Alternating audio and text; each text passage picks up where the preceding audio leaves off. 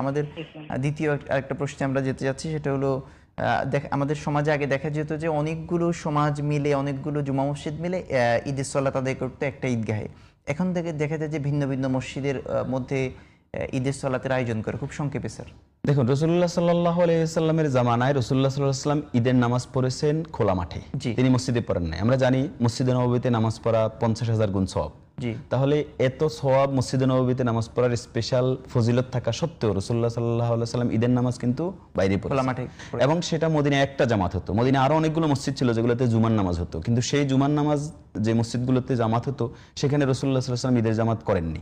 এর দ্বারা বোঝা যায় যে সাধারণত একটা শহরে একটা বা বিশাল লোকালয়ে একটা ঈদের জামাত হবে, এটাই হলো রাসূলুল্লাহ সাল্লাল্লাহু আলাইহি ওয়াসাল্লামের সুন্নাহ।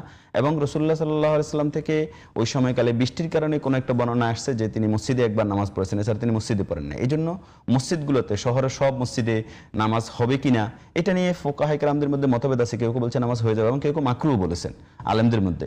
তো এই জন্য আমরা মনে করি যে এটা মসজিদগুলোতে প্রত্যেকটা মসজিদে ঈদের জামাত হওয়া, এবং ছোটখাটো সমাজেই এক জায়গায় ঈদের নামাজ, ছোট একটা জায়গাতেই ঈদের নামাজের একটা ঈদগাহ তৈরি করে সেখানে জামাত হওয়া, এটা সুন্নতের খেলাফ।